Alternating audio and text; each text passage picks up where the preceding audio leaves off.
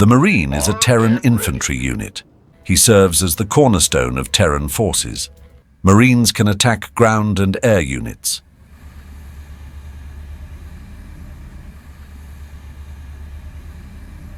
When produced in large numbers, Marines are a formidable force.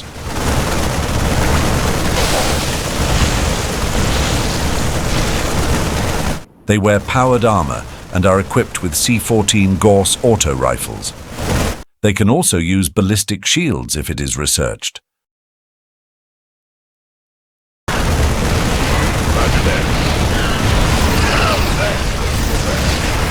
Marines can also use stim packs to enhance their performance.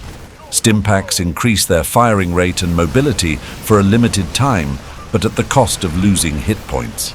Having Medevacs around to heal Marines is a good idea.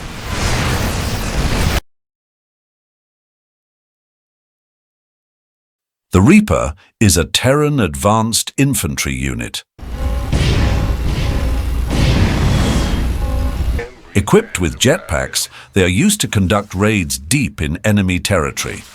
In addition to increased mobility, these jetpacks enable Marines to traverse objectives and get to higher ground.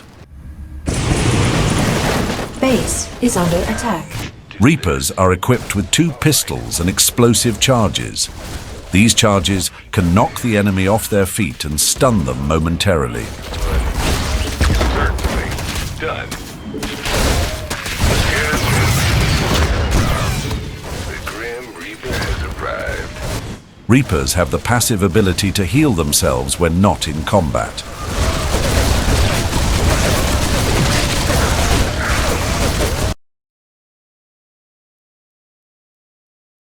The Marauder is a Terran exosuit infantry unit. They were developed to counter heavy enemy units. They are equipped with grenade launchers mounted on each arm. Got it. Throw 'em on ahead.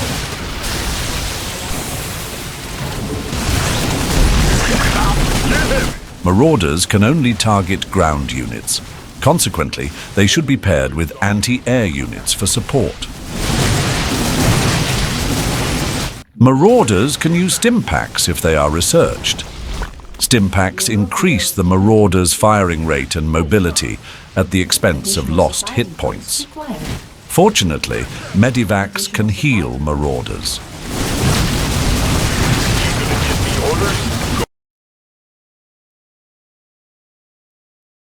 The Ghost is a Terran Special Forces infantry unit. Ghosts are equipped with a cloaking device that renders them invisible to the enemy for a limited time. Only specialized detection units can see them. Their function is to penetrate enemy bases and call in nuclear missile strikes. Ghosts have the ability to fire on enemies while their cloaking devices are still active.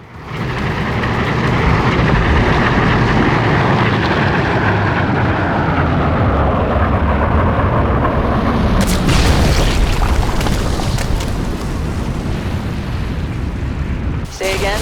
Ghosts are equipped with sniper rifles and the ability to snipe targets for greater damage. This ability has a cooldown timer.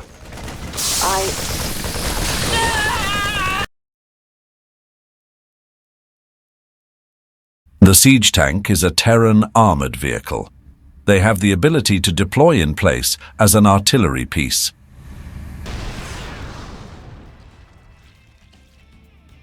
In tank mode, they are equipped with 2 plasma cannons. When deployed in artillery mode, their weapons convert into 2 shock cannons with longer range and greater damage.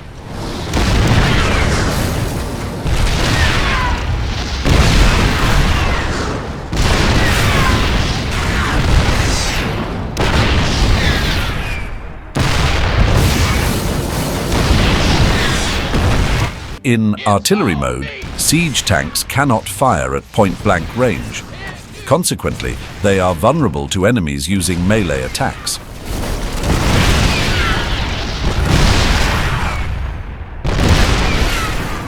Regardless of mode, siege tanks cannot target air units. This leaves them vulnerable to air attacks without anti-air support.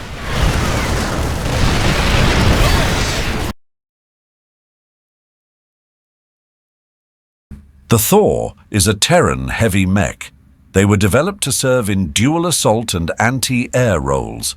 The Thor is armed with 2 anti-air weapons and can switch between them depending on the situation.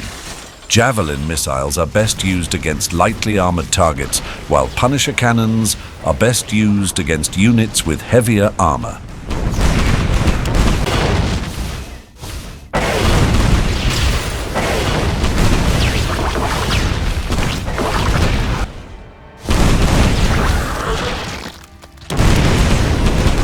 The Thor is also armed with particle cannons. These weapons do great damage against ground units.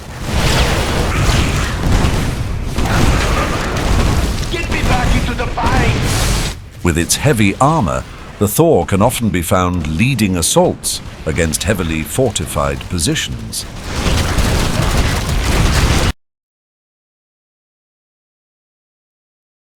The Helen is a Terran light vehicle.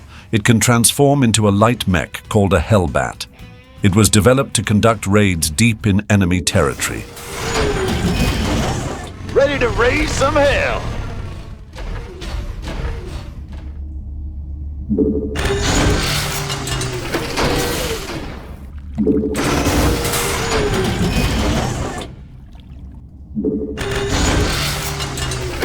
Mineral field depleted. The Helen excels in hit-and-run attacks thanks to its mobility. Turn up the heat! Fire! Fire! Ready to raise some hell! The Hellbat is better suited for sustained combat thanks to its heavier armor and weapon configuration. Field depleted. It can also be healed by Medevacs, whereas the Helen must be repaired by a SCV. Hell yeah! Its weaponry consists of a plasma flamethrower that changes its configuration. As a Helen, the flamethrower has greater range but does less damage. As a Hellbat, the flamethrower has shorter range but inflicts much greater damage.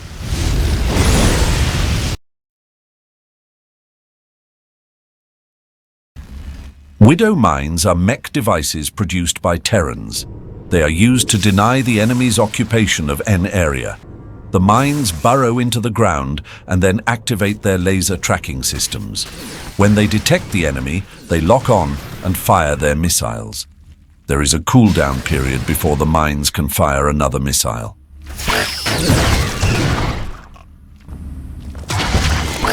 Base is under attack. Base is under attack.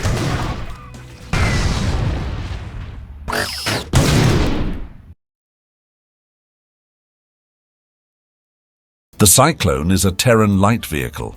It is used for conducting raids deep in enemy territory. It is armed with 2 missile pods that can target both ground and air units. Upgrade. The Cyclone has a laser targeting system that allows it to lock onto enemies while moving.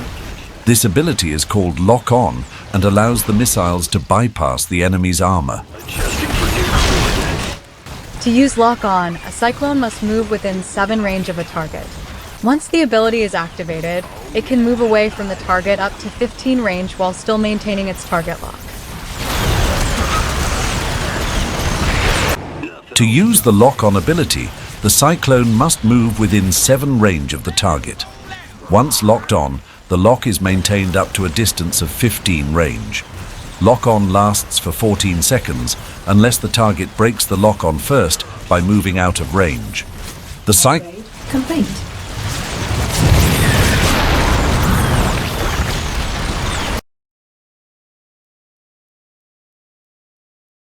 The battlecruiser is a Terran heavy aerial unit.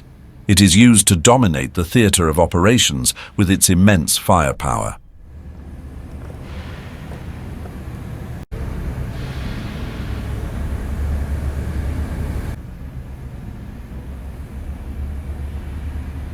Its armament includes multiple rapid-fire laser batteries that can target ground and air units.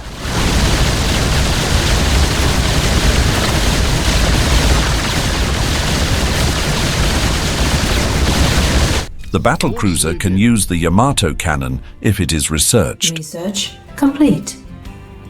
The cannon fires a devastating bolt of energy which disrupts the target's molecular cohesion. There is a cooldown period before it can be used again.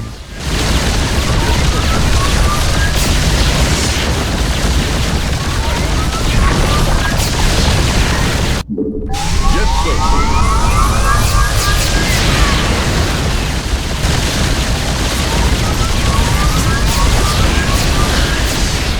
Whoops!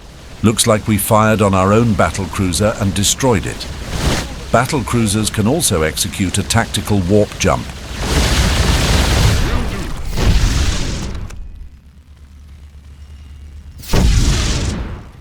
This ability allows them to jump instantaneously to any point on the map. There is a cooldown period before it can be used again. Will do.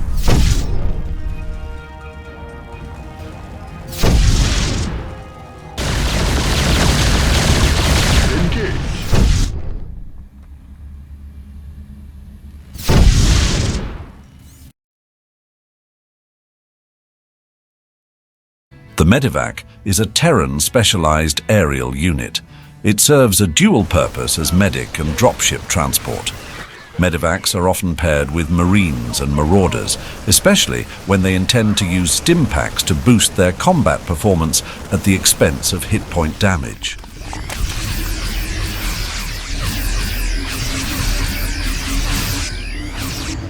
Medevac can transport a variety of ground units and then support them as medics afterwards. Been waiting on you.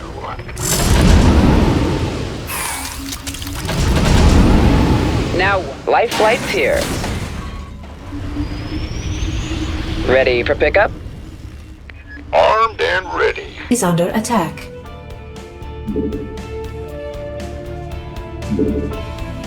Here's your stop.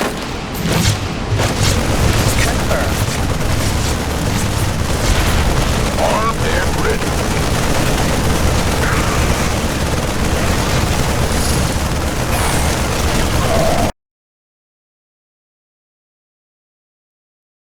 The Viking is a Terran aerial fighter unit that can transform into a ground assault mech.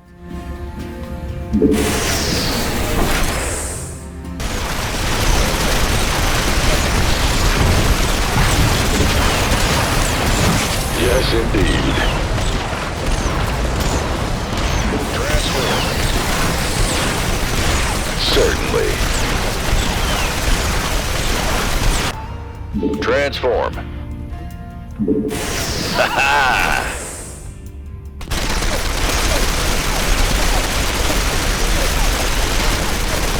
Total engage. Made for battle. Very well. In fighter mode, it functions as an anti-air unit, as it can only attack air units with 2 air-to-air missile pods. In mech mode, it functions as a ground assault unit and can only attack ground units with 2 Gatling cannons. When in this mode, Vikings can be transported by Medevacs, although doing so is pointless as Vikings can transform into fighters and fly to their destination themselves. I like it.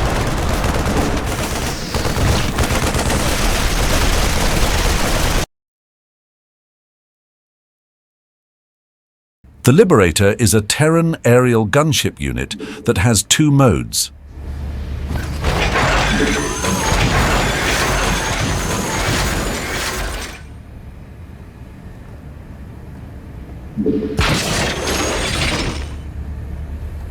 In fighter mode, it functions as an anti-air unit, as it can only attack air units with 2 air-to-air missile pods. Its specialized missiles do splash damage. Unleash hell.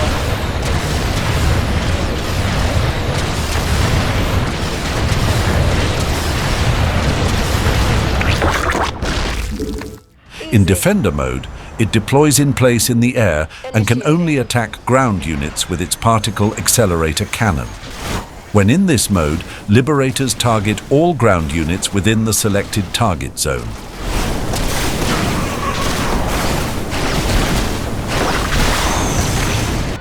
As you say.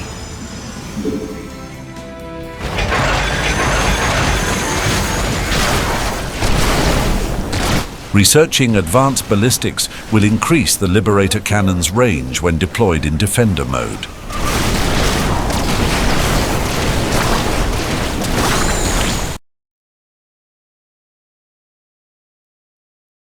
The Raven is a Terran aerial support unit. It can passively detect cloaked and burrowed enemy units. The Raven can drop an auto turret onto the battlefield. This turret has a limited lifespan.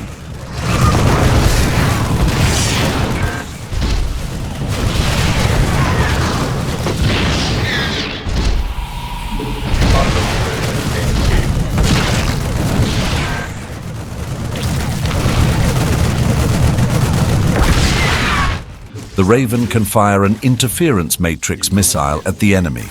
Units hit by this missile have their abilities disabled for a limited time.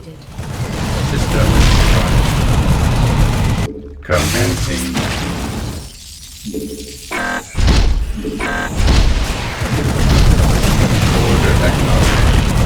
The Raven can fire an anti-armor missile at the enemy. This missile can track the enemy after it locks on. Units hit by the missile don't lose hit points, but suffer a reduction of shields and armor. The missile's effects do not stack. Underway.